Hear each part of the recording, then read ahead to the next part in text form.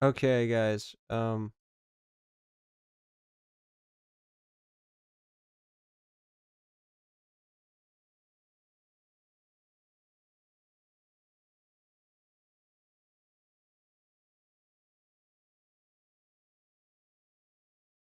We are here today. Back, still offline, and we're playing Half Sword because I don't know why are we still offline.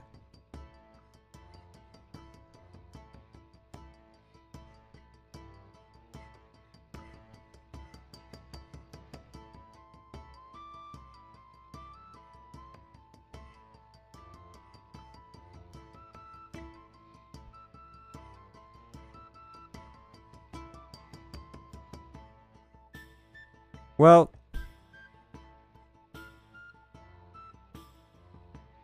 hold on.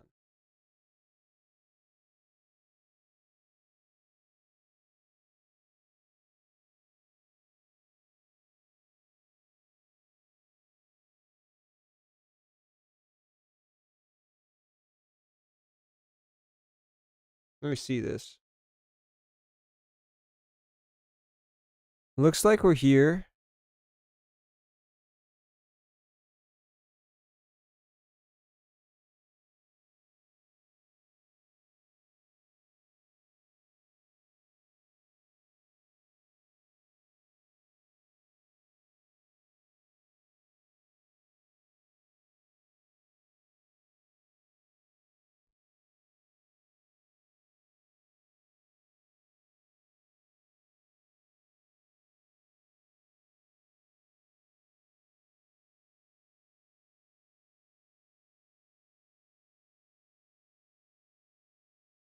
It looks like we're good.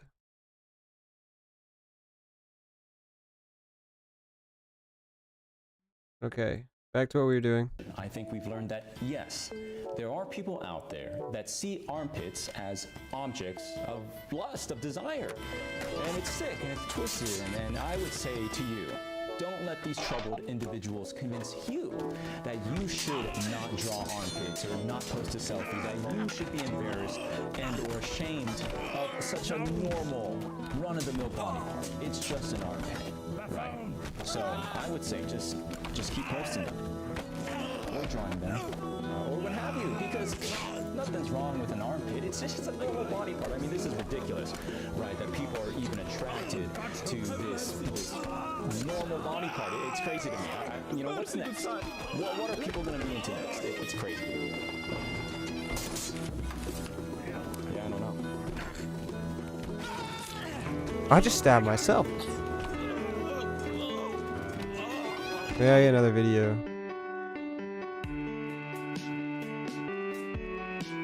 We're not watching the hentai tags one. That might do it. That's a little too much. I think I've already seen it anyway. Let's see. I think there is another one. It's a little bit of a genre. I think there's a Frankie Faye.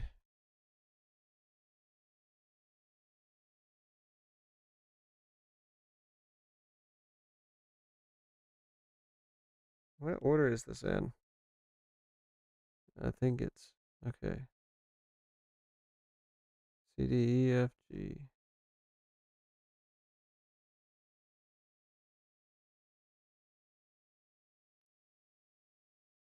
Hold on. What's up? Why can't I find it? I'm not subscribed to Frankie Faye. All right. Probably already saw that one. All right. Well, we gotta find something else. Why did I get a notification for it then? If I'm not subscribed.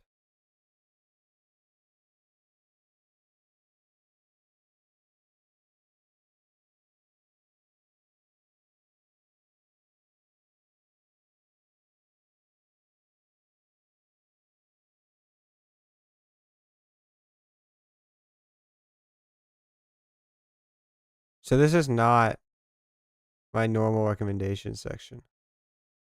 Okay, this is more normal. Except for that.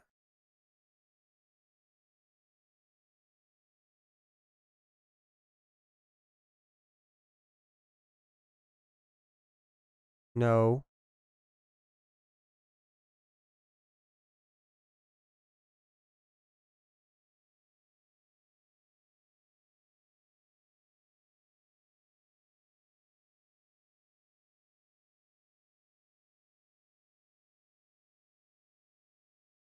What? I'm gonna add that to watch later, but it's not the time for that. I don't want to absorb too much right now. I usually pay a lot of attention when I watch that stuff. Here's a good one. Good channel.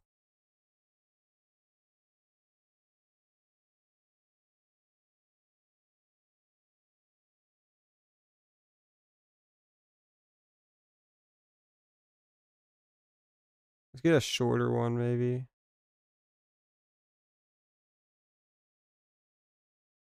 Let's do this one. On March 18th, 1964, just after 1 p.m., a 38-year-old man named Arthur Robinson drove his car down a dirt path off. Oops.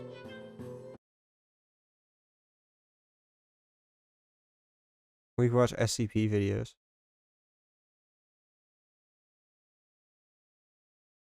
I've seen that. I don't know why it like circulates videos you've already seen sometimes. No. I did not. I don't remember adding ethical gooners. That's a little far. I think I was curious. I don't watch that much gooning related content, I swear. Dirt path off of Hazleton Municipal I Airport was in the Road in mood the for it Millsville today. area, just northwest of the airport. The path led to an abandoned strip mine turned dumping ground. Robinson was there to dump ashes, but when he parked, stepped out, and walked to the edge of the embankment, he saw something 26 feet down amidst the garbage. A small, lifeless body. Robinson didn't dump the ashes. He immediately got back in his car and drove straight home to call the Pennsylvania State Police. When authorities arrived at the stripping pit to investigate, what they saw might not wish to describe. The remains were identified to be that of Maurice Chivarala, a 9-year-old girl who had gone missing earlier that day.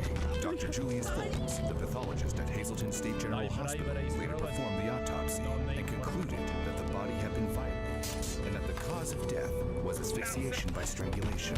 Investigators needed to find whoever did this as soon as possible before they acted again. This manhunt would involve over 250 investigators who traveled tens of thousands of miles and interviewed more than 9,000 people. Along the way, they would uncover a disturbing number of witnesses, each seemingly capable of the crime, but no definitive evidence pointed to which one was actually responsible for Maurice's death. For nearly 60 years, the murder of Maurice Chivarala remained in the shadows, unresolved. Even as notorious killers like the Golden State Killer and BTK were brought to justice. As it would turn out, during the 6-decade-long investigation, detectives had in fact crossed paths with the man they were searching for, but they didn't realize it. That was until the case was cracked by a teenager with an extraordinary mind for puzzles who saw what no one else could. And thanks to him, Maurice's family would finally have justice. Maurice Ann Chivarala was born on Thanksgiving Day, 1954, in Waterloo, New York. She was the daughter of Carmen and Mary Chivarala. The Chivaralas had 5 children. Their home was a small duplex at 533 Alter Street, right next to the Little Market, a humble corner grocery store that Carmen owned and operated. Maurice, even at just 9 years old, helped her dad at the store, stocking items, handing out change, and always greeting customers with a quiet, shy smile. She was small, barely 50 pounds, but fast and efficient. A little mother, her relatives called her, because she was also constantly helping around the Why are we house. offline, dude? Studying at St. Joseph's Parochial School, Maurice attended Mass every day. She was a member of the Junior Catholic Daughters of America, and when she played dress-up at home, it wasn't as a princess or a movie star. It was as a nun, hands clasped, a piece of cloth draped over her head. Her dream was to join the church. Her brother Ronald would later say she was always smiling. Her aunt called her an angel to everyone who knew her. She was the picture of innocence, quiet, thoughtful, and kind. On the morning of March 18th, 1964, when the streets of Hazleton, Pennsylvania were just beginning to stir, Maurice was getting ready for school. But that day wasn't just any other. It was a feast day a celebration for one of the nuns at her school, and Maurice had packed 2 cans of fruit to bring as a gift. Normally, she walked to school with her brother and sister, but not today. She wanted to be early so she could deliver her gift before the 8 a.m. mass. She's afraid of dogs, which is one of the reasons she never walks alone. But today, she wants to be brave, just so she can show her appreciation to her teacher. So, for the first time, she left home on her own. But she would never make it to school, and Hazleton would never be the same again. The news of Maurice's murder shook the entire town of Hazleton to its core. Crowds poured into Bonin Funeral Home. Hundreds came to pay their respects. The junior Catholic daughters gathered to say the rosary for her. Her classmates, teachers, and parish families from Most Precious Blood Church showed up for the funeral mass. As the small white coffin was carried up the aisle, her mother, Mary, wept into Carmen's arms. Before the coffin was closed for the final time, she bent down and gave her daughter one last kiss. Corporal Barron put it simply, whether you liked it or not, the way you lived changed after March 18th, 1964 in Hazleton. Robert Gillespie, who served as Luzerne County District Attorney in the 80s, was just a high school student at the time of the murder, but even then, he could feel it, how the fear spread through the city like smoke.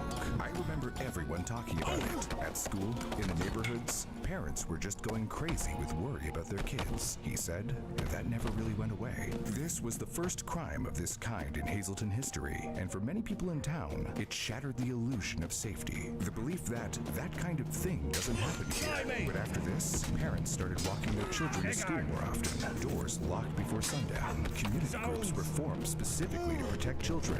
Police patrols around schools increased, and over time, it became clear that Maurice's murder had forever shifted the tone of the town. During the start of the manhunt for Maurice's killer, police began canvassing the area. They questioned everyone. They conducted door-to-door interviews throughout Maurice's neighborhood. They checked known offenders. They pulled absentee lists from the senior high school and spoke with students across Hazleton. Every girl was asked, have any strangers ever approached you since school began this year? Police traced the route Maurice would have walked. The last confirmed sighting was by her cousin, Miss Helen Slattery, who had seen her walking eastbound on 4th Street, just west of North Church Street, at about 8:10 a.m. That's roughly 5 minutes after she left home. Her brother and sister had left only a few minutes after her, and somehow that was enough for them to never see her again. Was it someone passing through town, or worse, a local, someone who knew the area well, knew about the strip mine, knew when children walked to school? Potentially, someone Maurice might have trusted, or at least not feared. On March 24th, 1964, less than a week after Maurice's murder, chill stream. I can't say that. 44-year-old man named How we have one viewer and we're offline. wandered into the station Doesn't make any looking for a place sense. to sleep and casually mentioned he was not originally offline, are from we? Hazleton. That was enough to raise alarms. When questioned by both No, local we're and state excellent, and we don't have a Levine viewer. claimed he had been in Glen Cove, New York the day Maurice's body was found. Still, authorities weren't quick to dismiss him. He was held in the Lackawanna County Jail for 30 days while investigators combed through his background. Levine, who lived in a shack, made ends meet by washing cars and had spent time in psychiatric institutions in Long Island. But after an exhaustive review, nothing connected him to the crime.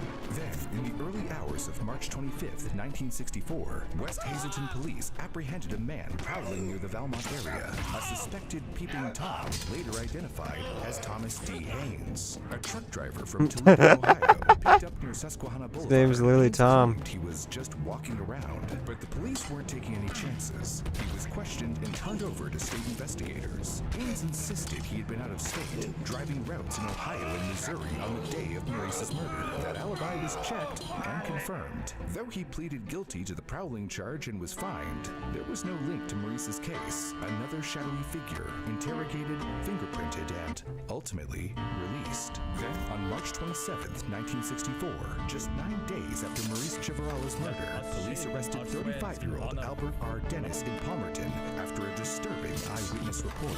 He had been approaching young girls on the street, asking them for directions to a nearby nudist colony. One of those girls came forward, triggering Dennis's arrest on morals charges. He hadn't shown up for work the day of the murder, which deepened suspicion. But when questioned in connection to Maurice's case, Dennis had an alibi, and it held up. His brother posted his $2,000 bail, and though his actions were unsettling to say the least, Dennis was officially cleared. Then, on April 1st, 1964, 2 weeks after Maurice's murder, police brought in 29-year-old Bruce Edward Hildebrand, a former restaurant dishwasher, after he had confessed to killing Maurice Chivarala. At first, it seemed credible. He knew details like the clothing she was wearing at the time and what school she attended. But that information had already been published in the papers. Investigators were cautious. They let him go, but kept him under surveillance. Days later, Hildebrand was picked up again, this time for being drunk and disorderly. Behind the outburst was something darker. Hildebrand was deeply depressed and later admitted that he didn't kill Maurice. He just wanted to die. Too afraid to take his own life, he believed a murder conviction would land him on death row. A lie detector test confirmed his confession was false. It was another disheartening moment in a case that seemed full of them, where grief echoed not only from the victim's family, but sometimes from the broken people caught in the margins. Then, on April 2nd, 1964, just over 2 weeks after Maurice Chivarala's murder, another young girl had a chilling encounter. A 14-year-old female Mansville resident was walking to meet a friend near Route 309 when she spotted a man standing by a utility pole. He moved toward her, grabbed her by the shoulders, and told her, "Don't get shook up." But the girl fought back. She slapped his face, kicked him, and ran, screaming, until she reached a neighbor's home. She reported her attacker as a man with light curly hair, wearing a zipper jacket, but he vanished before police could arrive. The attack happened just blocks from where Maurice's body had been found. Some wondered, was this the same man striking again, or just a terrifying coincidence? Then, on April 6th, 1964, just days after that attack, police made an arrest. 20-year-old Robert William Joseph Frederick Jr., a Hazleton local, was taken into custody. He matched the girl's description, light curly hair, a zipper jacket, and lived just behind St. Joseph's School, where Maurice had once studied. He pleaded guilty to grabbing the girl by the shoulders and was charged with assault and battery. But as more details Battery? He didn't batter the her. story changed. Frederick He got later battered. explained he had gone to Millsville to meet his girlfriend. When she canceled, he mistook the 14-year-old for her and allegedly followed her to try to explain. She, understandably terrified, fled. Though his actions were strange, the Luzerne County Grand Jury ultimately cleared him. No connection to Maurice's death was ever found. It was a case of mistaken identity at the worst possible moment, when a grieving town was desperate for justice and suspicion was thick in the air. Then, on April 14th, 1964, nearly a month after Maurice's murder, police arrested 4-year-old Matthew Douglas, someone who lived disturbingly close to the Chivarala home. His address, 655 Alter Street, the same street Maurice lived on. Douglas had just pleaded guilty to morals charges involving 2 young Hazleton boys, ages 10 and 11. Given the nature of his crime and his proximity to the victim, police moved quickly. He was questioned at length about his whereabouts on March 18th, the day Maurice disappeared. But despite the timing and location, Douglas provided an alibi that held up under scrutiny. He was sent to Luzerne County Prison on his original, but investigators found no link between him and Maurice's murder. Still, the arrest shook the community. Just how many disturbed individuals were lurking in their town? The answer, far more than they had ever imagined. On May 19th, 1964, nearly 2 months after Maurice Chivarala was killed, Pennsylvania State Police released the first composite sketch of a man they believed could be connected to her disappearance. The sketch was based on eyewitness reports of a white male, balding, thin, with a sunken face and a sharp expression. He was seen around 8 a.m. on the morning Maurice vanished, driving south on He's Vine trying to Street, get me. turning left onto 4th, then parking between Sherman Court and Church Street. That's the last stretch Maurice was known to have walked. The timing was eerie, the location exact, and this man vanished. Police urged anyone who recognized him to come forward. Then, on May 20th, 1964, just a day after the release of the first suspect sketch, Pennsylvania State Police published another. Witnesses reported seeing a man between 8:45 and 9 o'clock a.m. on the morning Maurice was killed, driving a light green, older model car down a dirt road leading away from the very site where her body was discovered hours later. The man was described as white, middle-aged, with a round, fleshy face, brown and graying hair, and wearing glasses and a cap. The timing, the location, the path, it all aligned too closely. For investigators, this man wasn't just a driver. He might have been the last person to leave that desolate road before it became a crime scene. Released on May 22nd, 1964, the third sketch. My dad just texted me, that game you're playing is terrible. It's about wanted for fighting. questioning, not for loitering, but for something far Yeah, that more game you're disturbing. playing is terrible. Police Knife emoji, and saw emoji, sword emoji, Maurice's shovel emoji. neighborhood under the pretense hopes of helping her, but once inside, he attempted to force fun and himself on her. challenging. She escaped, reported the incident, and later saw him again, still lingering in the same area just days later. He was described as white, around 25 years old, slender but not thin, neatly dressed. This game isn't soft-spoken, finished yet, and so stuff like that clean-cut. happens On the sometimes. surface, he looked ordinary, but his actions suggested something darker. The incident set yet another ripple of fear through the community. Was this yet another unrelated predator in a town? Or could he be the one they were looking for? All they could do was wait. Oh, until oh, the oh, time oh, would oh, tell. oh. The fourth and final composite Oh, sketch oh. released on May 22nd, 1964, featuring a man whose presence felt more deliberate, more practiced. Witnesses reported seeing him every morning for 2 weeks, parked in the same faded black Chevrolet along 4th Street between Sherman Court It's not and about Church killing, it's Street, about medieval the same fighting stretch tournament. where Maurice Chivarala was last seen alive. He was described as a white male, middle-aged, with a rough, lined face, graying brown hair, and the build of a heavy-set working man, shabby in appearance. His unsettling routine continued until March 18th. That day, he was in his usual spot, watching, and by the afternoon, Maurice was gone, and the watcher never seen again. This made him one of the most quietly unsettling figures in the investigation. Then, on July 6th, 1964, nearly 4 months after Maurice Chivarala's murder, another young girl, just 9 years old, narrowly escaped what could have been a second tragedy. While walking alone on Carbon Street in Freeland, the child was approached by a man who pulled his black Chevrolet to the curb.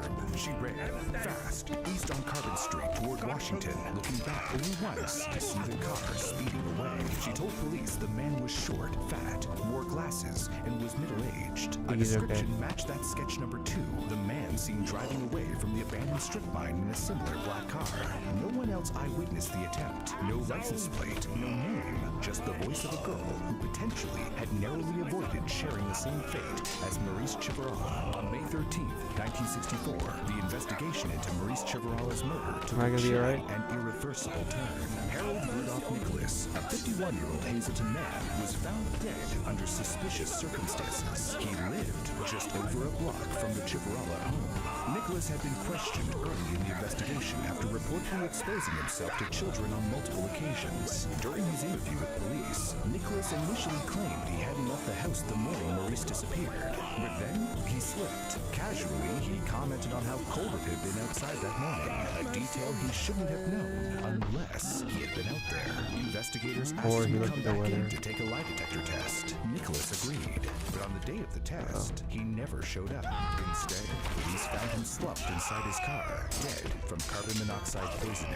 He had rigged the exhaust pipe to funnel directly into the cabin. To many on the investigative team, it felt like a confession, a man on the brink of being exposed, choosing death over accountability. But without the lie detector test, a confession, or any direct physical evidence, there was nothing prosecutors could do. Harold Nicholas became both the most suspicious figure in the case and the one who got I just away. punched myself He seemed in to the be knee. closest they had come to catching Maurice's killer, and in just about the most suspicious way possible, he vanished forever. Then, on August 25th, 1964, 5 months after Maurice Chivarala's death, police pursued a lead that took them far from Hazleton to Uniontown, Pennsylvania. There, a man named Robert Engler had walked into a police station and confessed to killing a 15-year-old girl in Chicago.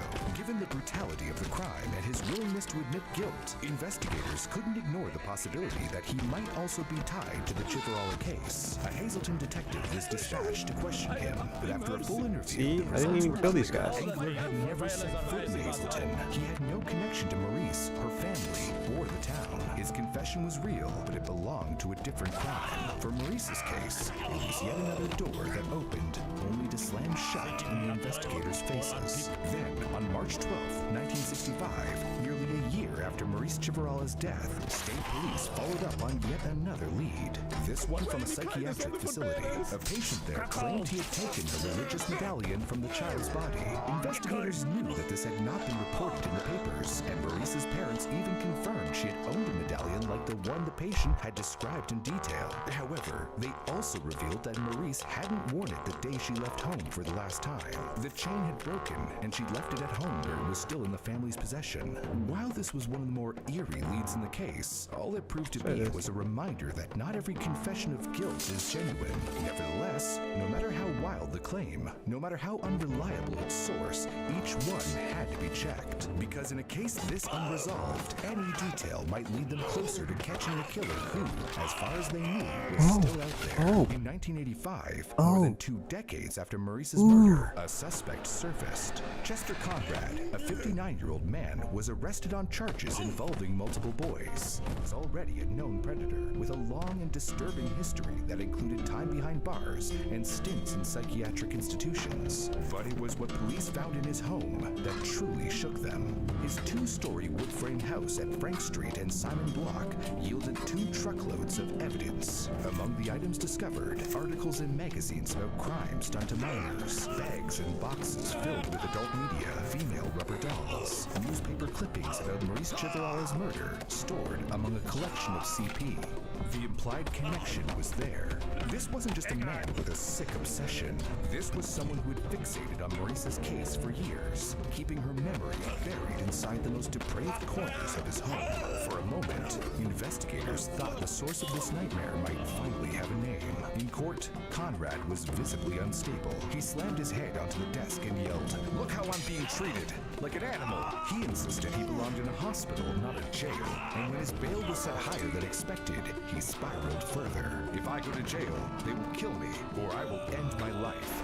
But in the end, nothing connected him to her case. No confession, no witnesses, no physical evidence linking him to the crime. In 1986, Conrad was officially ruled out. Another disturbing figure discarded as a suspect. Another terrifying truth uncovered.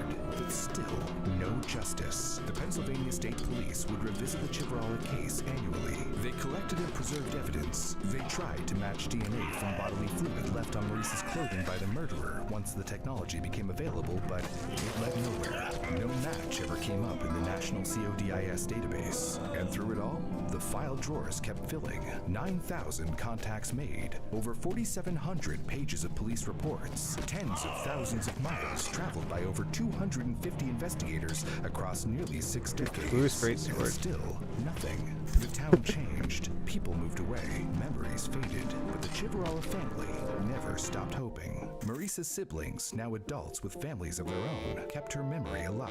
They gave interviews, shared her story. They never asked for revenge, just the truth. But eventually, that seemed impossible. For nearly 6 decades, Maurice's mother, Mary Chivarala, lived with the quiet ache of a wound that never healed. She had been the one to kiss Maurice goodbye that morning, the one who later wept into her husband's arms as her daughter's small white coffin was carried from Most Precious Blood Church. And for the rest of her life, she carried an unresolved grief. Mary was a knitter, a devoted churchgoer, Oh. a woman who loved her shopping trips, her cruises, and the simple joys of being outdoors. She worked at Geisler. Maybe the Radio and joysticks will move RCA. my character. Later, she helped run Chivarala Transportation Incorporated, the family business. Her husband, Carmen Chivarala, passed in 2006. He had run I'm the streaming. Market, a small grocery next door to their home on Alter Street. He died never knowing who had taken his daughter. Then, Mary passed away in 2014 at the age of 90, 8 years before anyone would know the name and face of the man responsible. There's a lot going on stream right now. That would be really annoying. Neither of them stopped being Maurice's parents. And even as the I'm watching a video while playing a game. their family never stopped It's believing Brew video. that one day, It's a someone Brew would video. find the truth. And turns out they were right. But I don't think they would have ever guessed that someone would be a teenager from New No, Jersey. no, no. It was That's February actually the video where I'm watching it. It's only in the corner for them. Probably seemed a little odd. It came from Because I wanted to a watch it. college freshman named Eric Schubert. Hello, my name is Eric. I do genealogical research. I've seen a cold case involving Maurice Chivarala and the unidentified DNA. I may be able to help. Eric didn't work for the FBI. He didn't No. have a PhD. He wasn't even old enough to order a drink. But what he did have was a gift. A sharp analytical mind that could do something most people couldn't even begin to understand. Some cases he solved in under 10 minutes. Others took months. But for Eric, it was never about speed. It was about precision. Even as a kid, Eric's brain worked differently. He didn't just memorize facts. He organized them, cataloged them. His mother introduced genealogy genealogy to him to spend his time on since he was always at home. And in just 2 weeks, he had gotten the knack of it already. He began tracing family trees for fun. First his own, then his neighbors, then strangers. At 18 years old, he had already spent 10 years honing his skills in genealogy. But Eric wasn't satisfied with family histories. He wanted to solve real-world mysteries. That opportunity came just before he graduated high school, when a Pennsylvania police department brought him on a case he still can't speak about. He cracked it, and that sealed it for him. Forensic genealogy was his path. In February 2020, he started reaching out to departments across the country. One of those emails landed in the inbox of Officer Anthony Petrovsky of the Pennsylvania State Police, offering his services free of charge. Included in the email was a link to Eric Schubert's website that, along with a history of his work and testimonials from past clients, displayed a picture of himself. Officer Petrovsky stated in an interview with FilmRise's Bloodline Detectives, and I mean no disrespect by this, but he looked like a child. I thought to myself, I get a lot of emails every day. Could this be real? Despite his reservations, Petrovsky decided to give the kid a chance and invited Eric in for an interview. When it came time to meet the investigators, Eric treated it like a job interview. He wasn't there to impress them with words. He brought results. Armed with 10 Not right years now. of genealogical experience, despite being only 18, he handed over references from 2 different police departments he had already helped on other cases. He plainly told the 2 investigators, I can help solve this case. When speaking about that moment in the interview, Officer Petrovsky says he wasn't being cocky when he said that. He was being confident, and there was something about that confidence in an 18-year-old who shows up at a coffee shop drinking apple juice, giving us his resume, showing us his work. It was impressive. Needless to say, at that moment, they believed that Eric was the real deal. That a prodigy sitting right in front of them. For the first time in a long time, hope wasn't just a word. It had a face. It had a name. Eric. They didn't hand him the entire case file, of course, but they gave him what mattered. A partial DNA sample from the suspect, and a few potential matches. That was more than enough for Eric to dive in. The DNA sample came from the crime scene in 1964. Bodily fluid left on Maurice's clothing. It had been preserved for decades, but it had never matched anyone in CODIS, the FBI's criminal DNA database. Eric Schubert, however, didn't need the killer's DNA to be in the database in order for him to solve this mystery. And what made this possible now wasn't just Eric's skills and determination, it was science and technology. When Maurice was murdered in 1964, DNA testing didn't exist. Not until 1986 did DNA evidence begin to be used in courts. And even then, the technology was primitive. It couldn't do what was needed here. But in the 2010s, the rise of forensic genealogy changed everything. For the first time, it allowed investigators to trace DNA through families, reaching people who had never committed a crime but were related to someone who had. This was the science Eric used, a brand new frontier of criminal justice that wasn't even imaginable when the investigation into Maurice's murder began Sword. in 1964. He uploaded the profile to GED Match and Family Tree DNA, public genealogy databases used by people building family trees. Suddenly, Eric was looking at thousands of partial matches. Not direct relatives, distant cousins, great-great-grandchildren of someone the killer was also related to. Each person on that match list had to be researched individually. Where did they live? Who were their grandparents? Did their family tree overlap with any others? If 2 partial DNA matches shared a common ancestor, that meant the killer was probably descended from that same ancestor too. One by one, Eric started building family trees, connecting cousins, finding shared lines, eliminating dead ends, tracking marriages, births, siblings, hundreds of names, dozens of false starts. It was like trying to find one person in a forest by studying shadows. It's not just science, Eric said. It's instinct. You have to feel your way through the web. When he reached a manageable list, Eric handed it over to investigators. Detectives took the names and used traditional legwork, looking at birth dates, criminal records, residences, and timelines to eliminate those who couldn't have been involved. They cut it down even further. Finally, just 4 men remained, and only one of them was still alive. Undercover officers were sent to stake out the man's house, waiting for him to put out the trash so they could sift through his garbage for something to pull a DNA sample from. But after a few days of waiting with still no trash on the curb, they decided to, just talk to the guy. After explaining the situation of the case and asking the man if he would be willing to give a sample for testing, the man agreed. And after testing, his DNA wasn't a 100% match. But that didn't end the trail. Instead, it pointed investigators toward his 2 brothers, and one of them fit everything. He had lived within walking distance of Maurice's home back in 1964, and he had a documented criminal past. Was it Albert Dennis, the man who had been asking multiple girls for directions to a nudist colony? Was it Matthew Douglas, who lived on the same street as Maurice and was charged with crimes against multiple boys? Was it Harold Rudolph Nicholas, the man who lived just a block away from Maurice and took his own life the very day he was scheduled to take a lie detector test? Was it Chester Conrad, the man convicted of charges involving multiple boys who had obsessively collected newspapers involving Maurice's case? Each one had their moment under the spotlight. Each one seemed possible. Each one was ruled out. And in the end, it wasn't any of them or any of the named men that filled over 1,000 pages of police reports. But it was someone they had encountered before. Someone who had crossed paths with law enforcement multiple times. Someone who didn't hide. He just never stood out. But he should have. The final name was James Paul Fort, a 22-year-old bartender in Hazleton at the time of the murder. He lived 6 blocks from Maurice's home and directly across the street from the cemetery where she was later buried. But they couldn't come to a definitive conclusion that James Fort had been Maurice's killer on Eric's work alone. They needed proof. So the state police did something rare and controversial.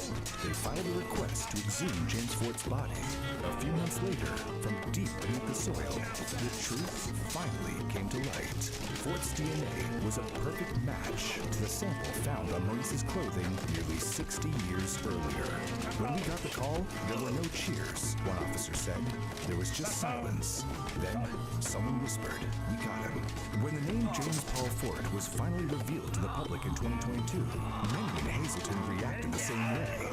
Who? It was a name that had never appeared on the long list of suspects chased down over the decades. And yet, he had been there all along. Fort had grown up in Hazleton. He graduated from Hazleton High School in 1959. In his yearbook photo, he looked like any other clean-cut teenager of the time. His caption said he was interested in sports, but that his future was undecided. He didn't go far. In the 1960s and 70s, he lived at 118 West 14th Street. He also later had addresses at 745 and 770 North Laurel Street, both within a mile of the Chipperalla home on Poulter Street. The trailer he once lived in was destroyed in a fire in 2003, long after Fort had died. He was never married, never had kids, no stable job that lasted. He flirted, but there was a darkness in him.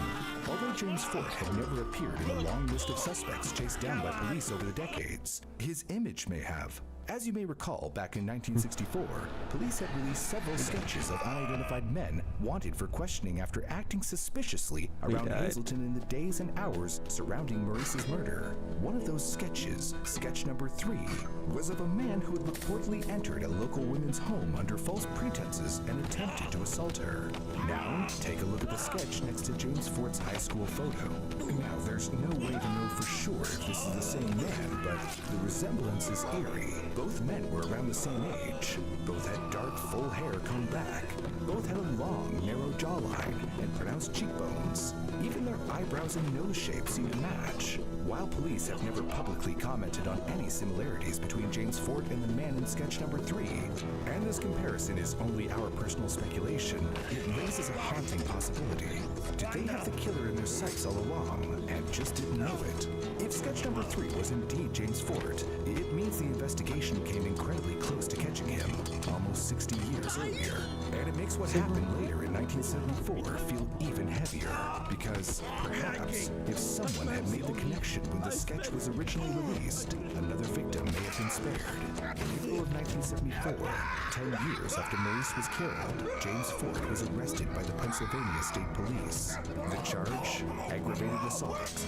According to the report, Fort had taken a 23-year-old woman to the Capri Lounge at Alter and 2nd Street, very close to the Chivarala's residence. They left around 4 a.m., and he offered to drive her home.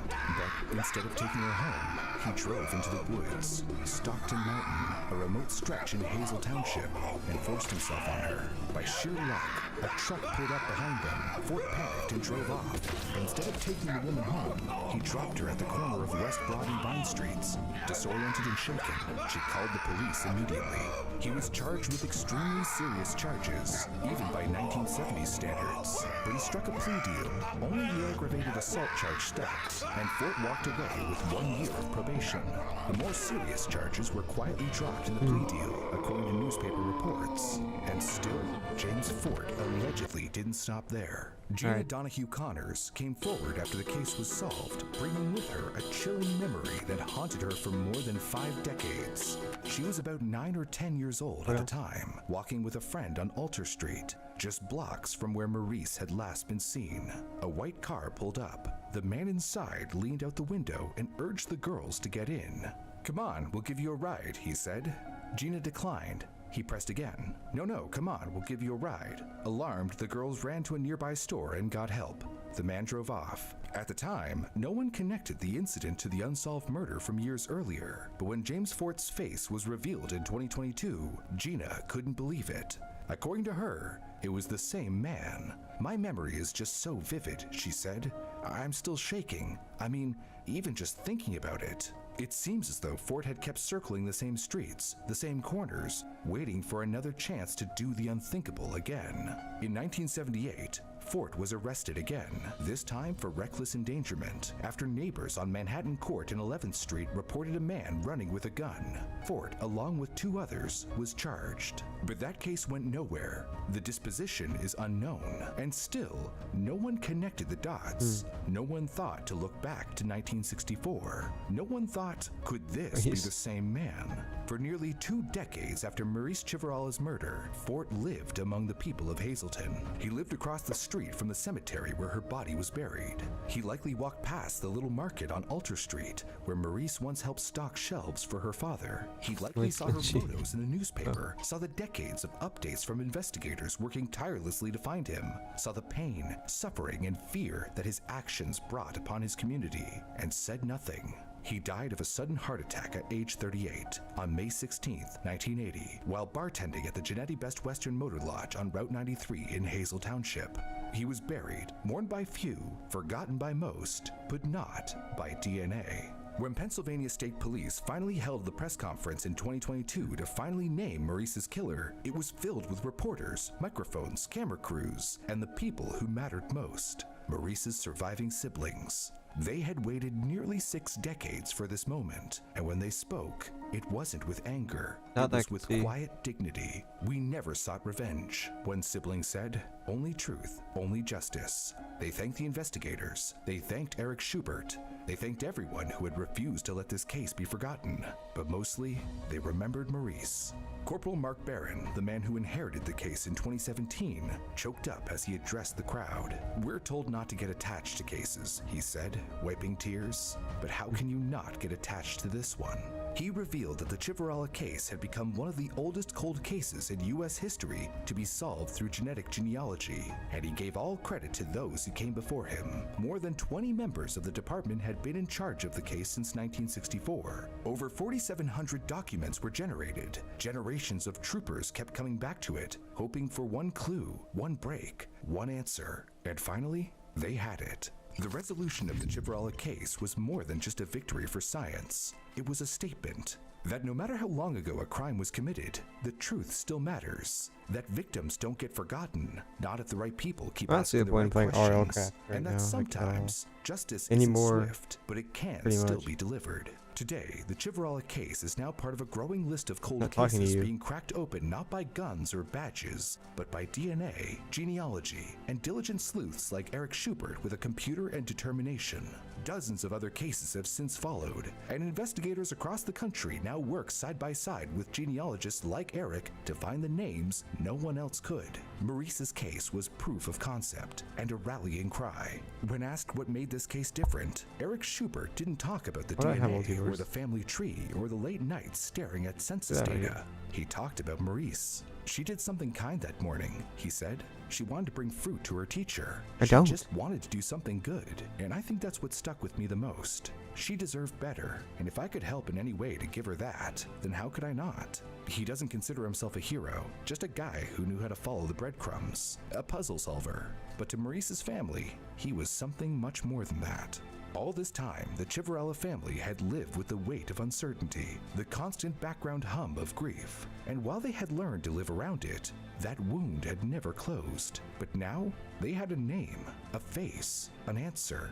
For the first time since that terrible day in March 1964, they knew who had taken their sister. At the press conference, Maurice's surviving siblings stood together, speaking softly What? but firmly about what the moment meant. We have Shut so many up. precious memories of Maurice, one said, but at the same time, our family will always feel the emptiness and sorrow of her absence. Consequently, we will continue to ask ourselves, what would have been?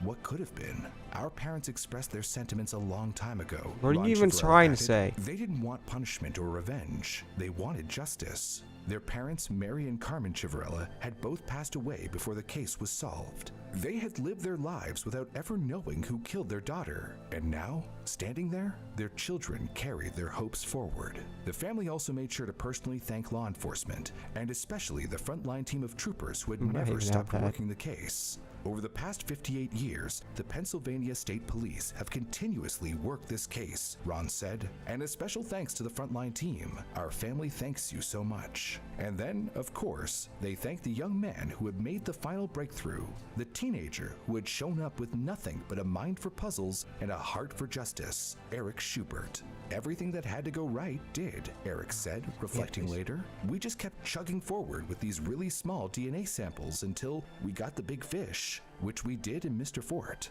But it wasn't full closure. Not completely. As Ron Civarella said, I don't have closure. That, it's all behind me. As Carmen said, we're all going to have memories of that horrible day. But for the first time in 58 years, the family had the truth. James Fort didn't face a courtroom. He never had to look the Civarella family in the eye, never had to explain himself, never had to speak her name. He died in 1980, still a free man, never having faced any concrete repercussions for his actions. But justice doesn't always mean punishment. Sometimes it just means answers. And for the Civarella family, for Hazelton, and for everyone who kept this case alive for 58 years, that answer was enough. Hazelton is not the same place it was in 1964. The town has changed, the stores have changed, the names on the mailboxes are different, even the little market is long gone. But the story of Maurice Ann Civarella remains etched in its heart. For every child that walks to school, for every parent that cares for their children, for every detective with or without a badge who refuses to give up,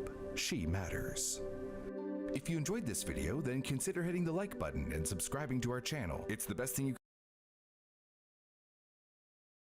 Okay. Well, my video game is loading. Let's see if we can do normal sieging without people knowing that.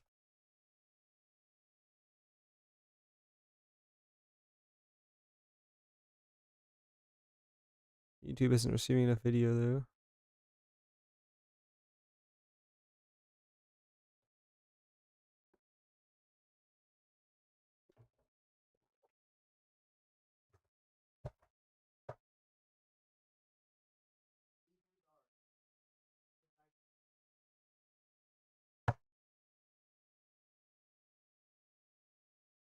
Shop on the alt account.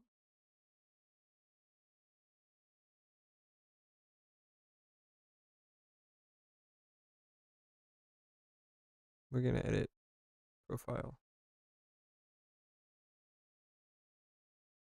Stop. Why?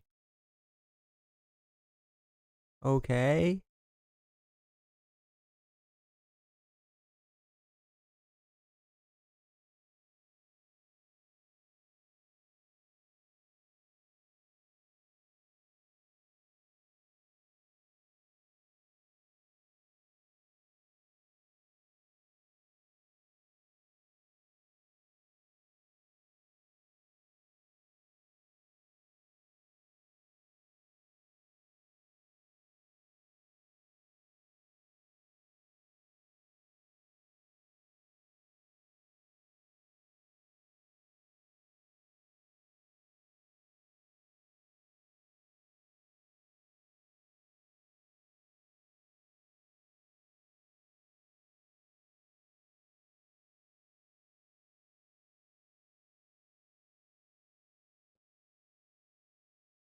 I don't know where it says that. I'm a YouTuber.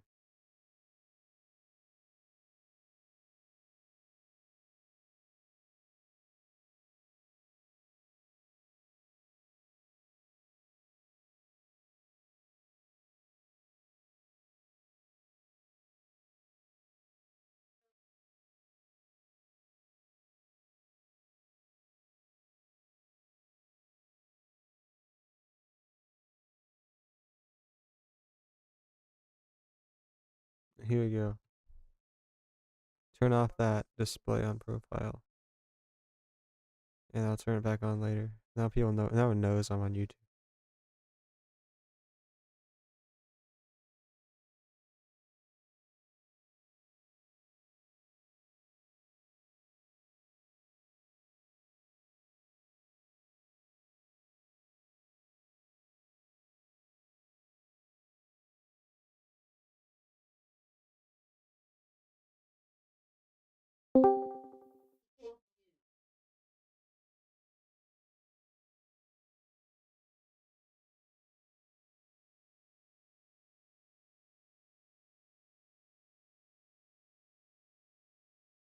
Check. Do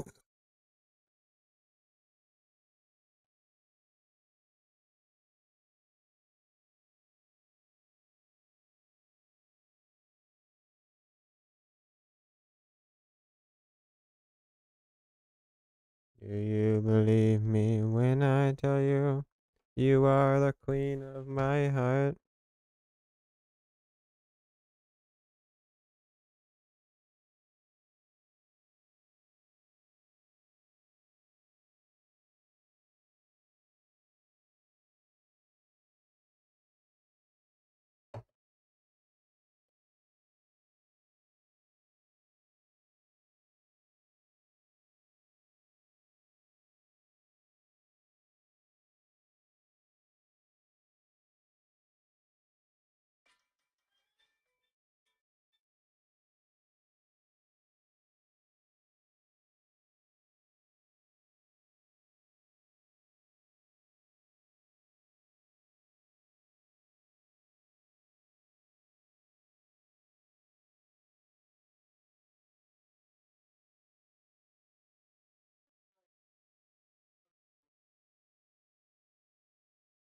Ow.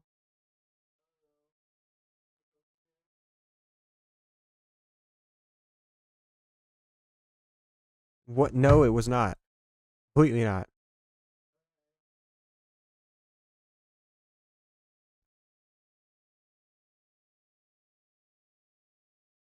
Speaking of Pokemon, you know what?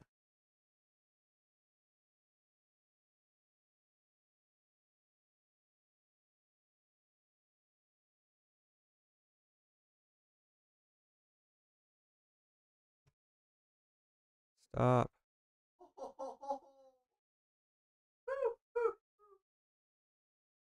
Okay, one thing I'm gonna do, I'm gonna let this do this so I don't have to do it later.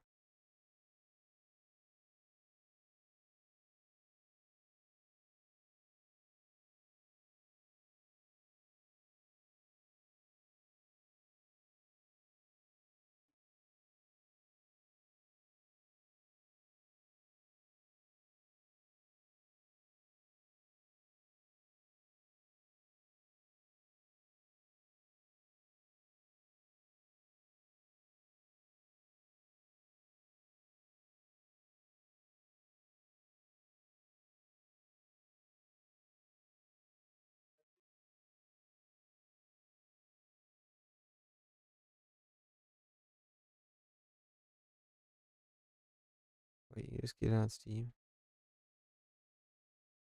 That actually might be really easy to do.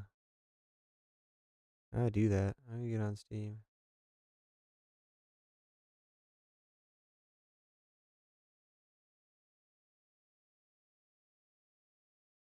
Treat it like a game, you know?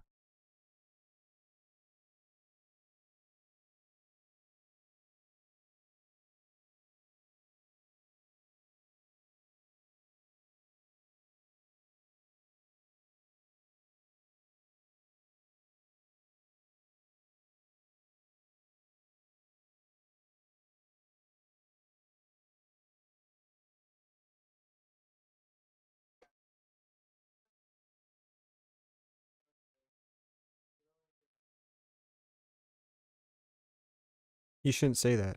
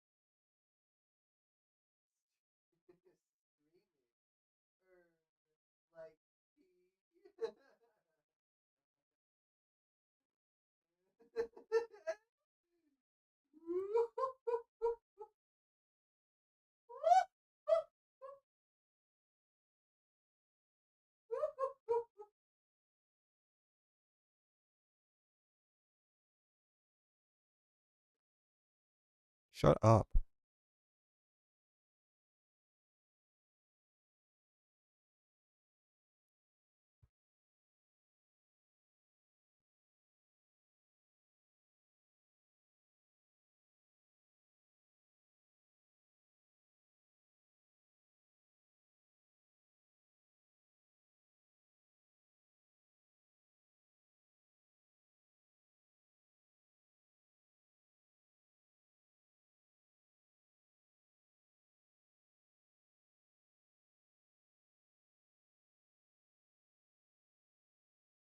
I don't know what of that is correct.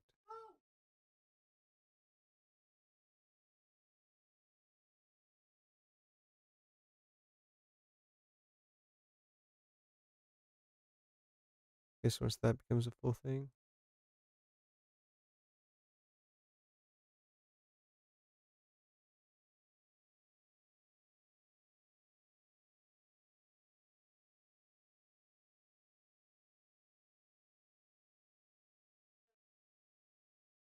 Stop.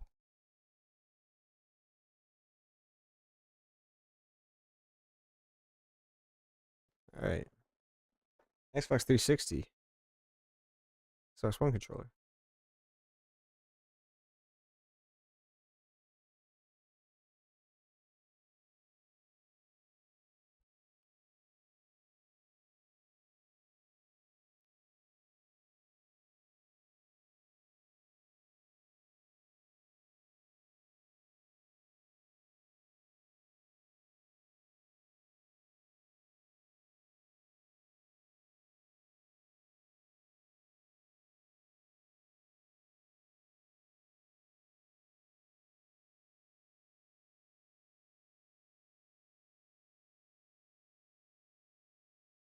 Shut up. Just shut up.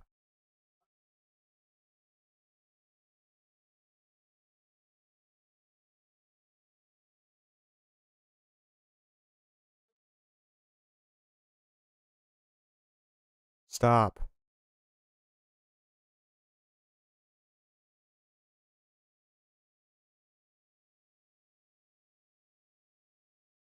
I think I have that.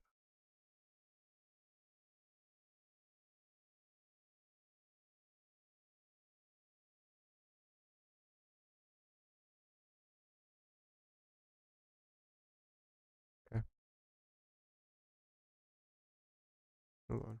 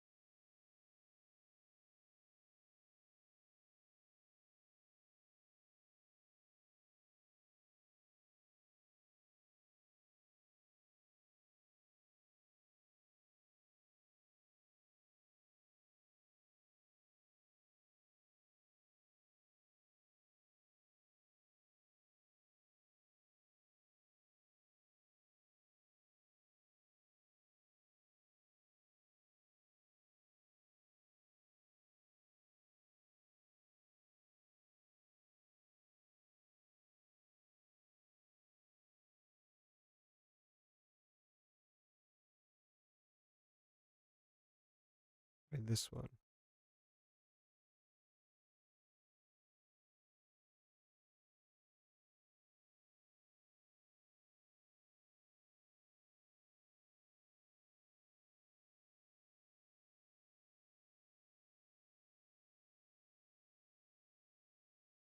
What's the Game Boy Advance one?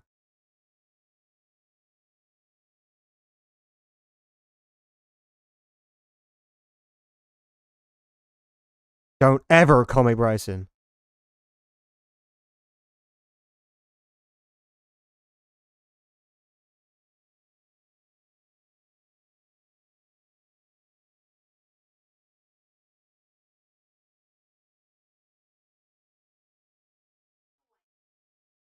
I go with MGBA then.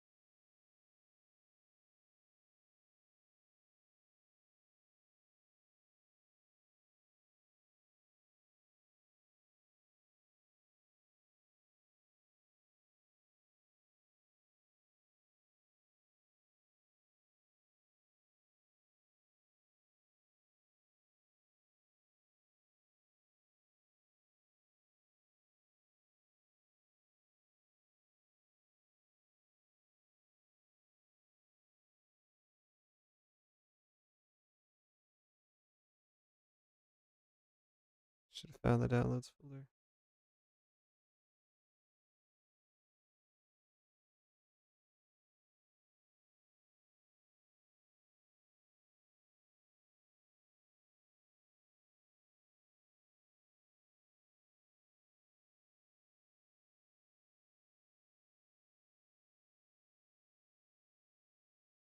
You drag and drop.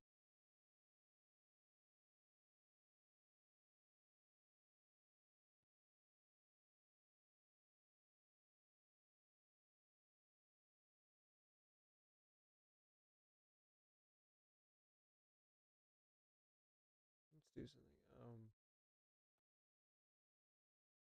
Stop now.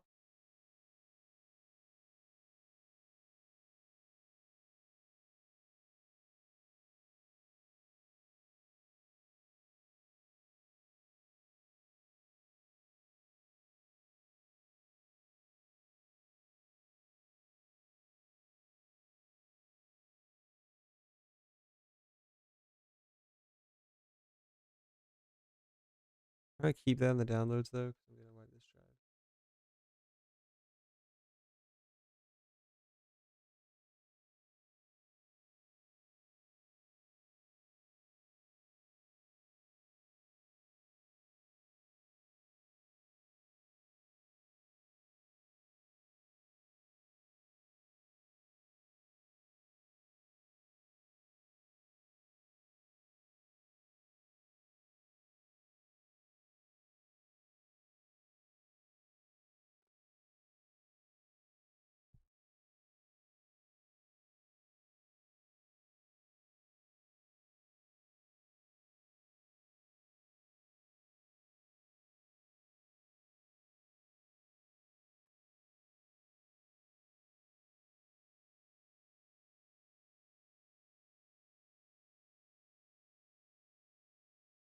Here we go.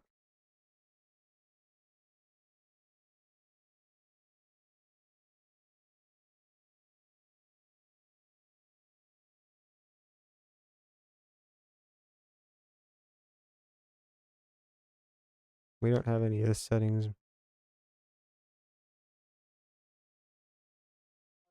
Hold on.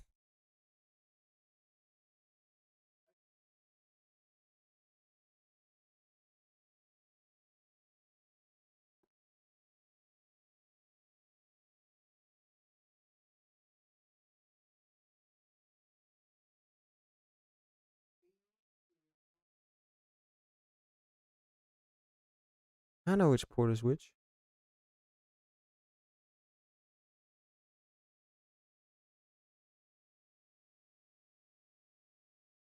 Okay.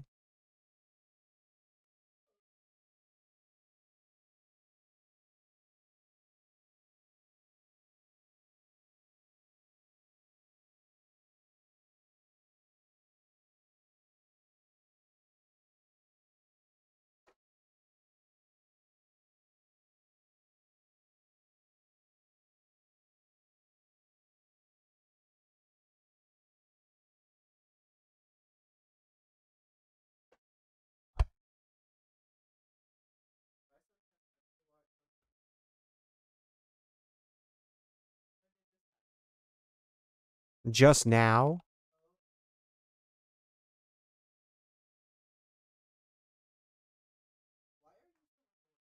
Because you're being annoying. B A Y X. Oh.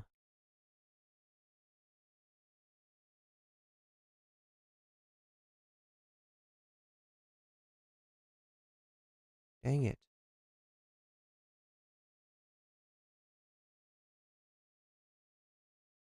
Which one's R1 and which one's R2?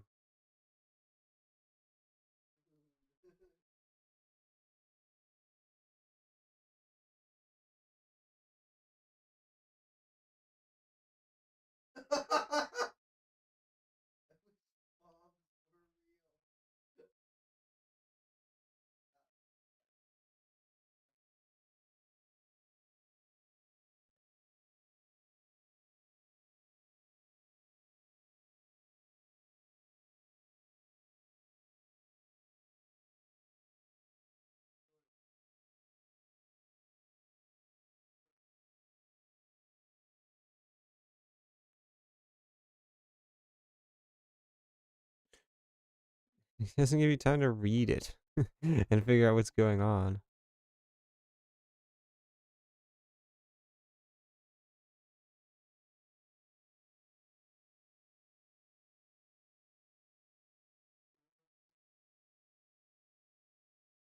So annoying.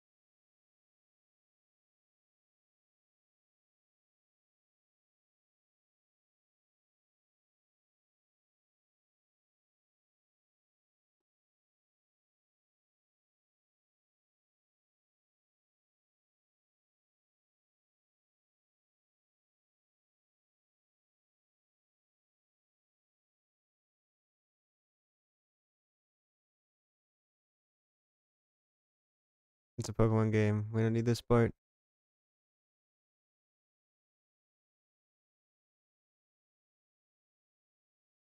What a Sigma? Why is my camera on my screen?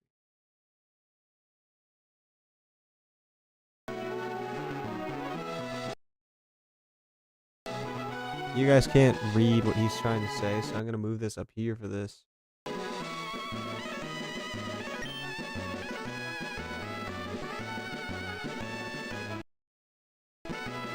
Is it piracy if they don't sell it?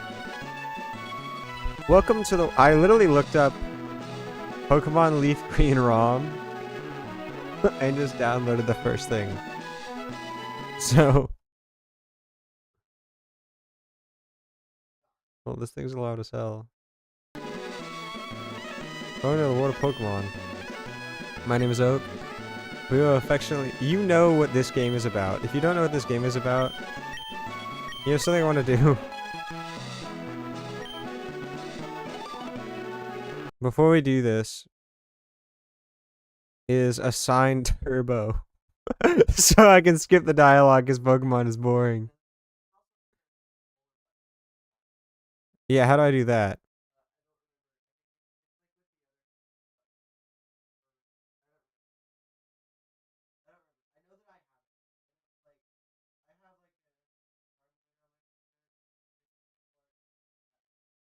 I guess I don't need Turbo Fire for this. What's the fast forward? I know that's what I want. Where is that? You're supposed to know, Blaine.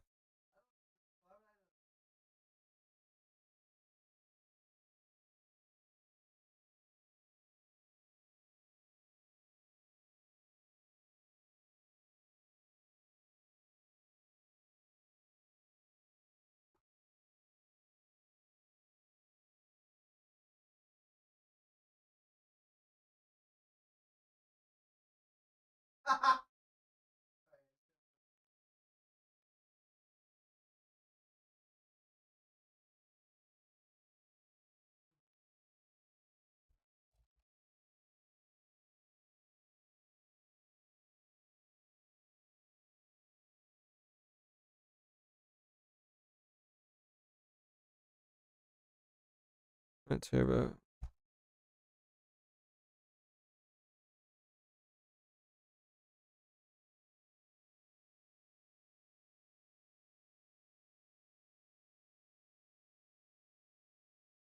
Still have no idea how to do it, and you've already done it, and you're just not telling me because you're a jerk.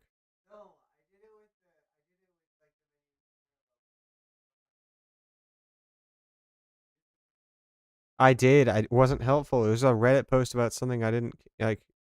It wasn't helpful.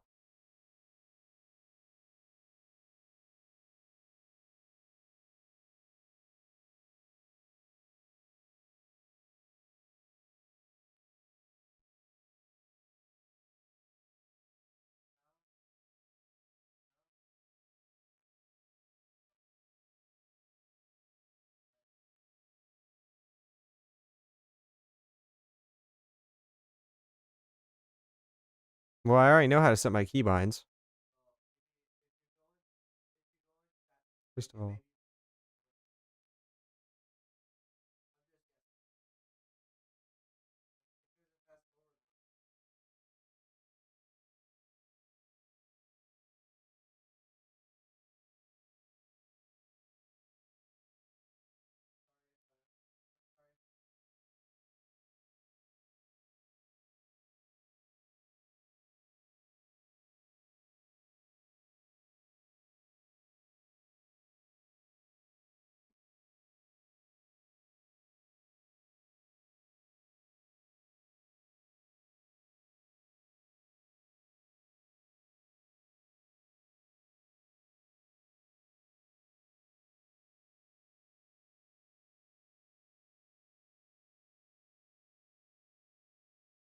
Anyway, how is you killing yourself gonna help me do this?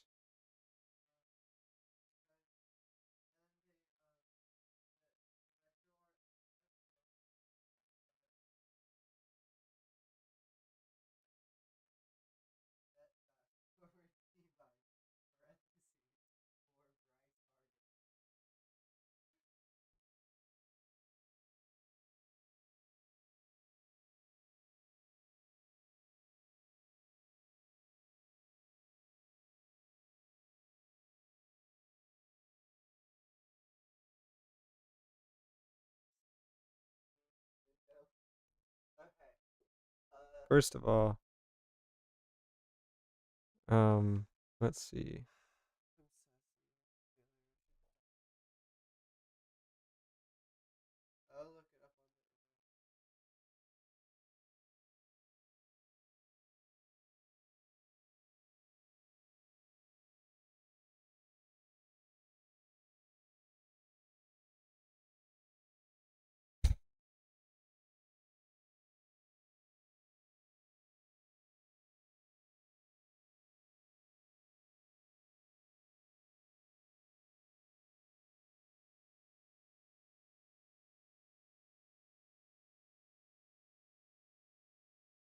Hotkeys. Fast forward. Here we go.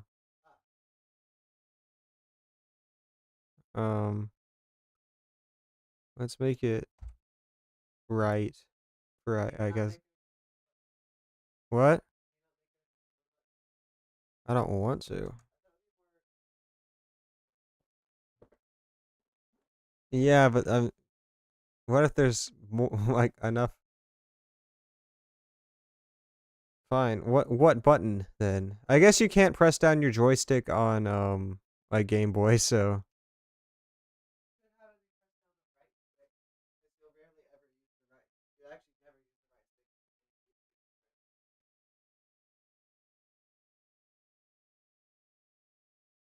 all right, if I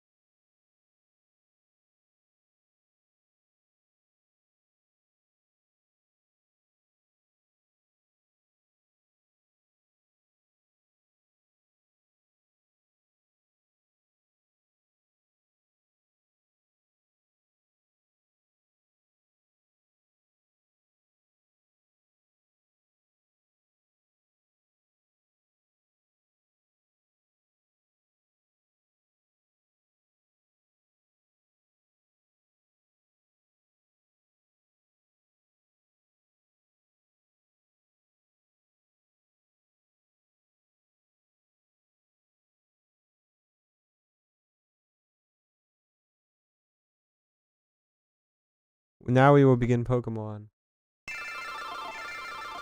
I actually want to do a Pokemon run through, like the whole game.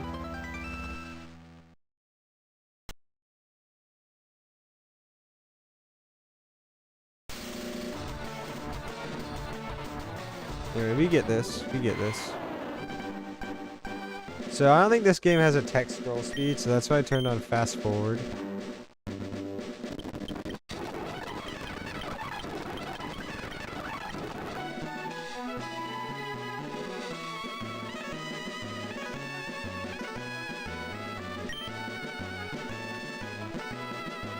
I screwed it up. I went too fast.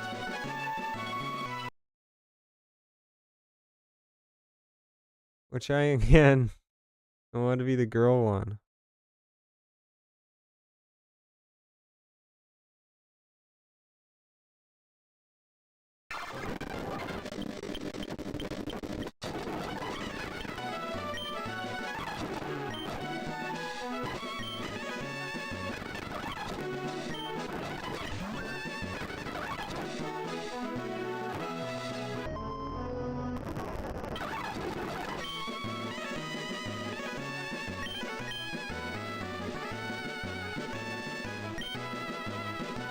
We are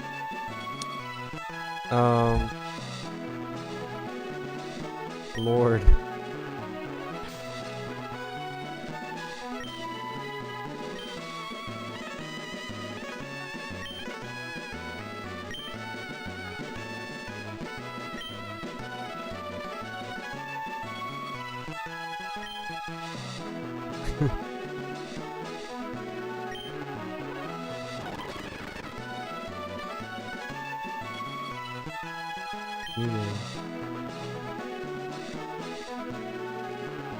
His name should be something crazy.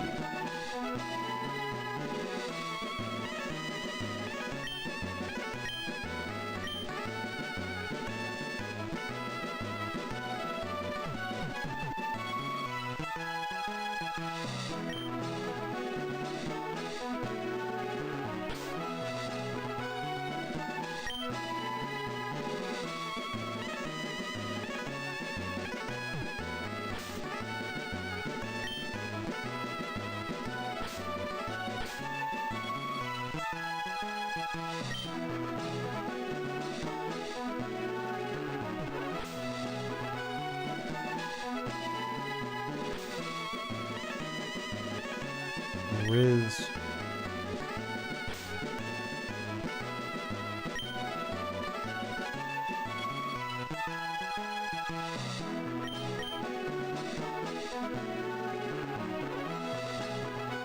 Hold on.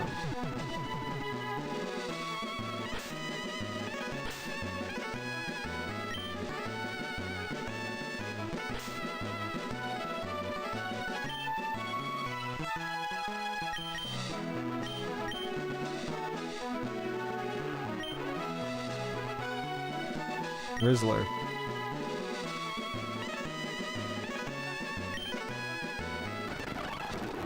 Anyway, you know how to play this game.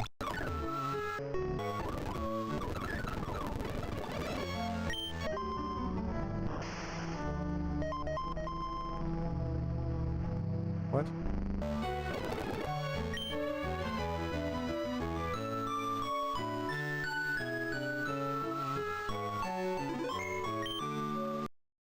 We need to make it so that when we are fasting the forward, it doesn't also make us go to the left. So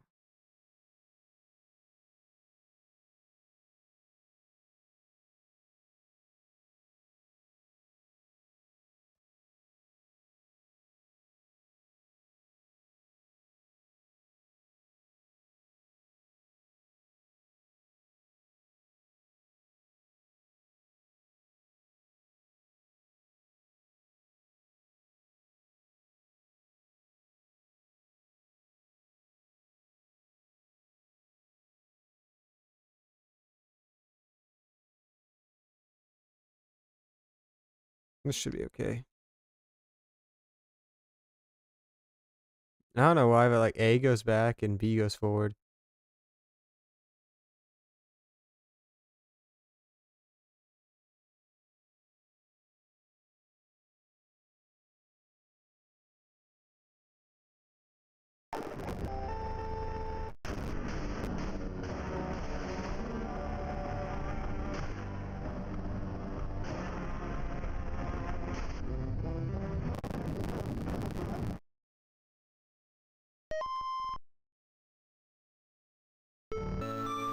Give us the slow-mo.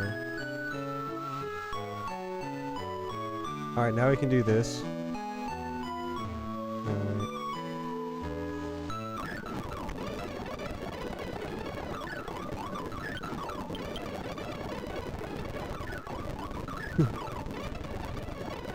Alright. You guys know how to play Pokemon.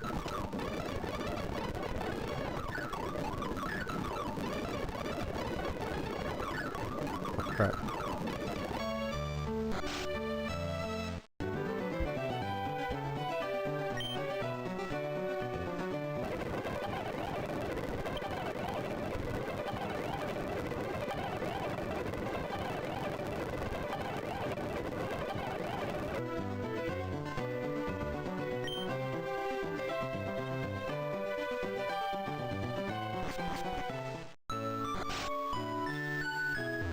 I think I skipped too much plot.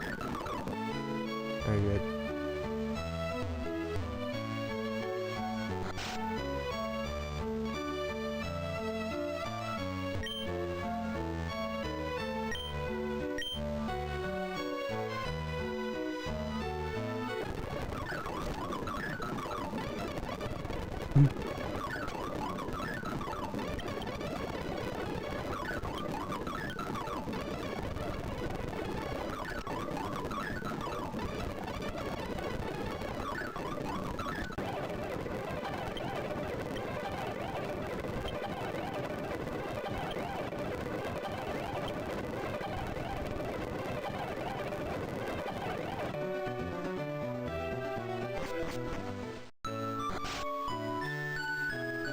Where do I go?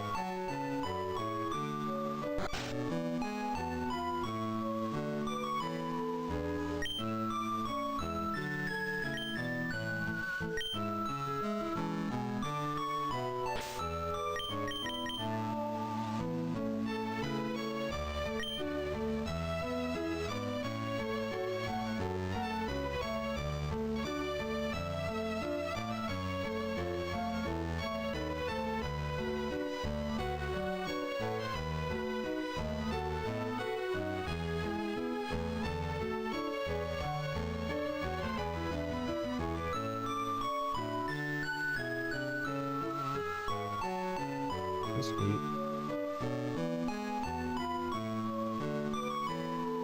Why?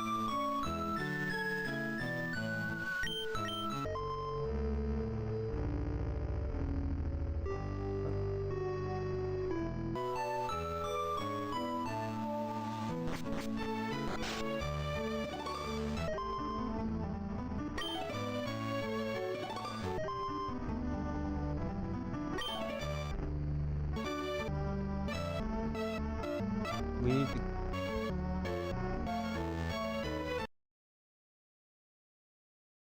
Pressing it back turns on slow-mo for some reason.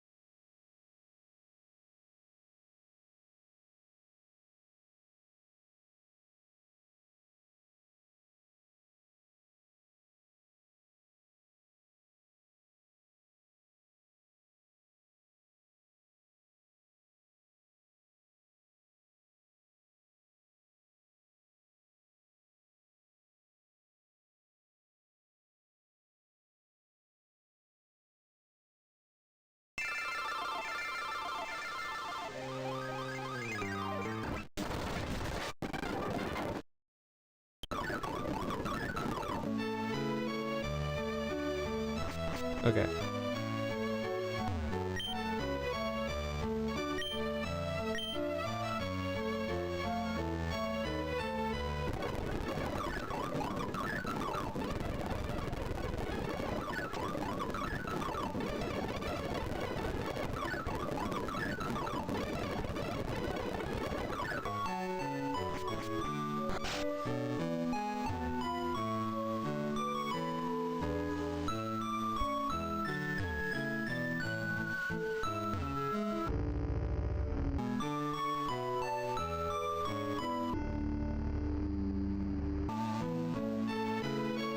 Still doing it.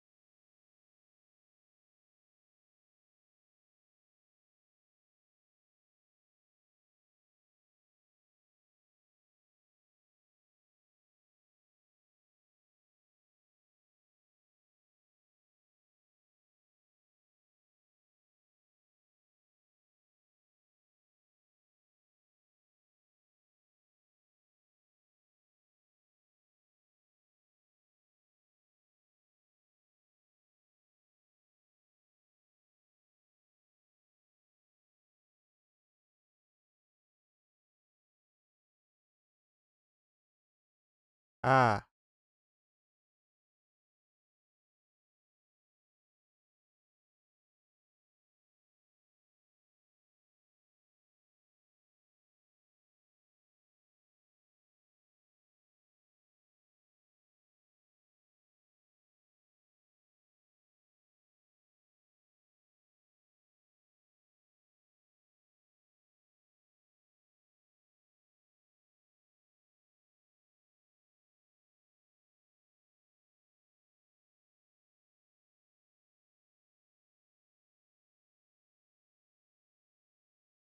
For Pokemon I'm gonna want is this one.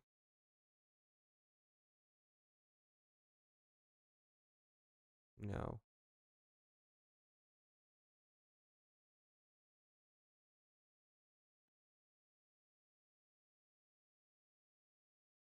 No.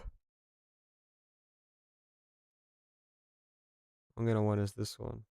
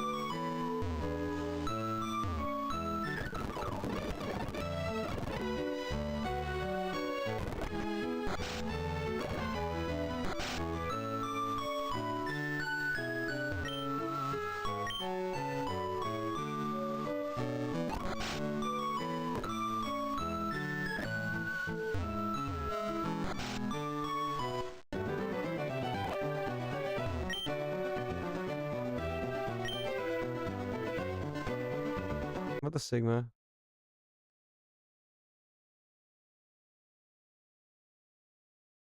How to start the game in Pokemon Leaf Green.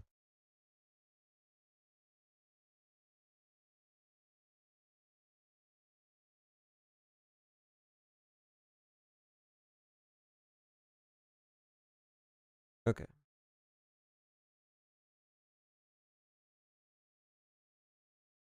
Oh, so. Main tutorial.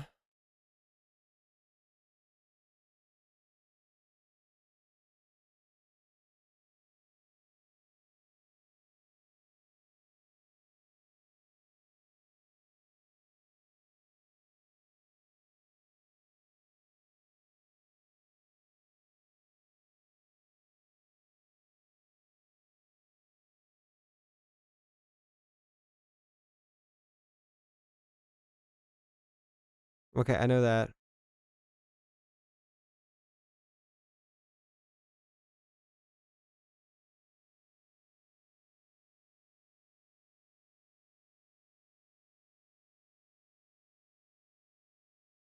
Freaking assumed the game was broken. Alright, we can do that real quick.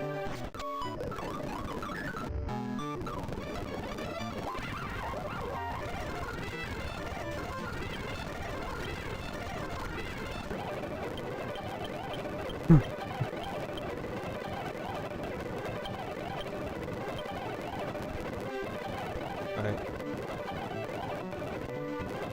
Hello? Alright, who are we picking?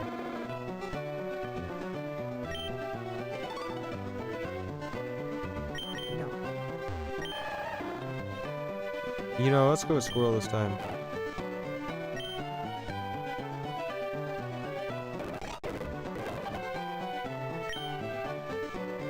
This Squirtle is named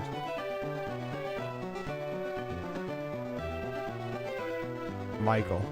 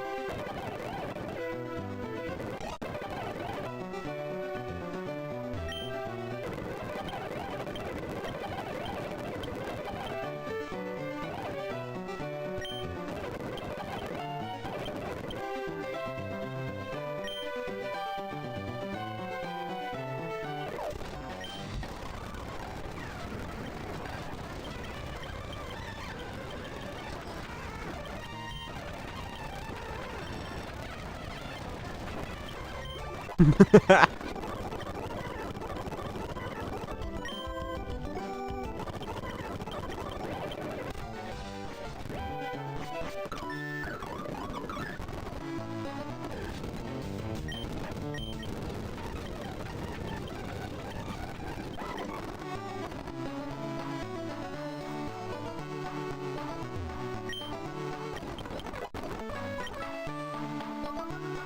don't have any pocket balls.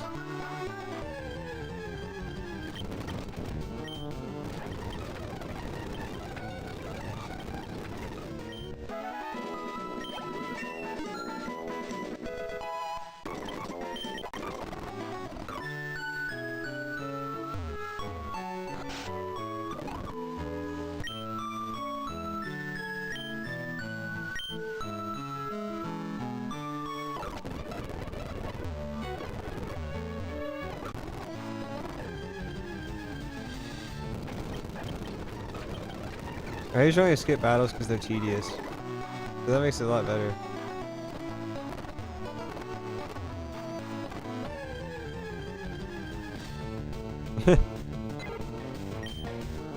Once we actually have to do stuff that's like important, I'll stop fast forwarding. What you got? What I got? Alright.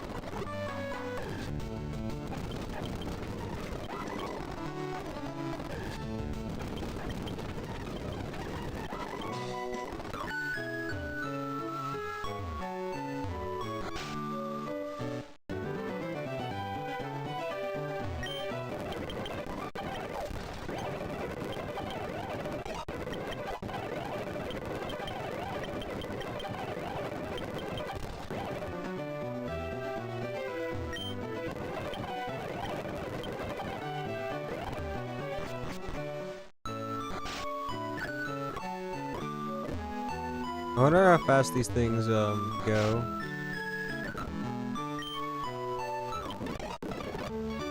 Like when I'm fast forwarding it like this.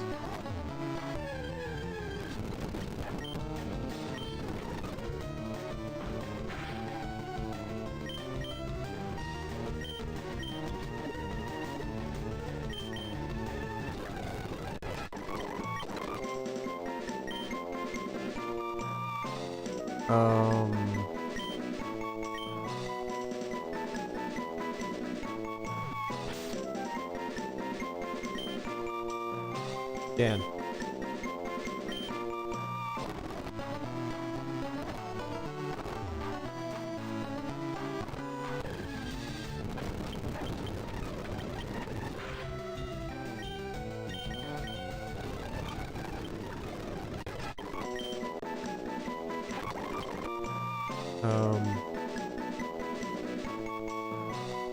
Doge.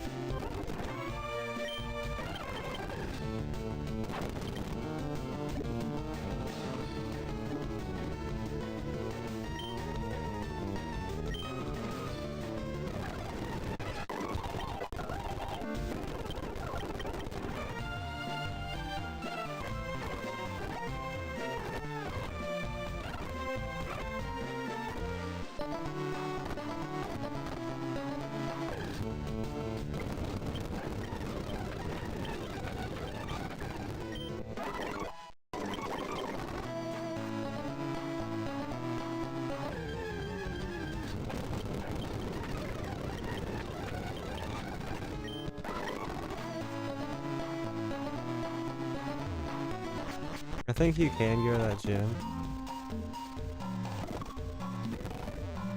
Might be better to pick up some fucking monsters.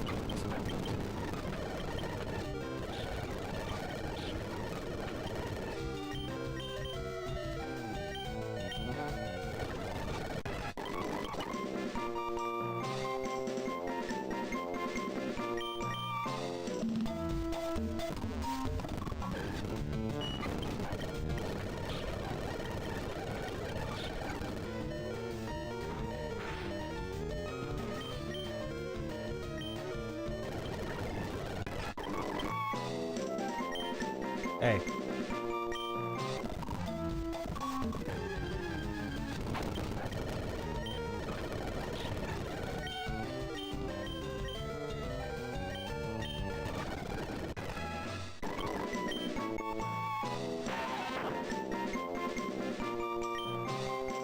B. Ab.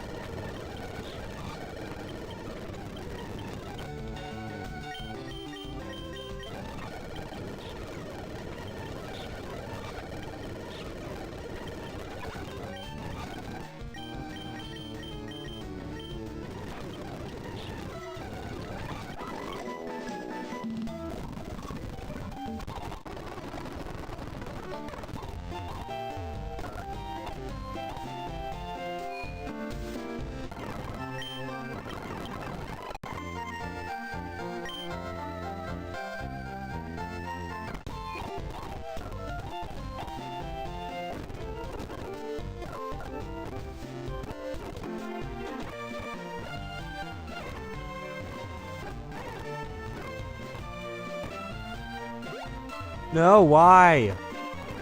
Ugh. It's like the game's super slow. And when I try to go faster a little bit. Oh, okay.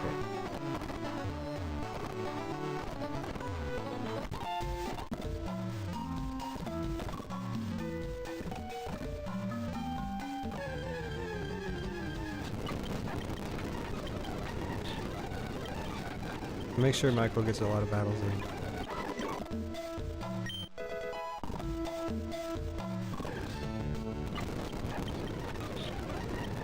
I'm really just trying to get out of this forest though.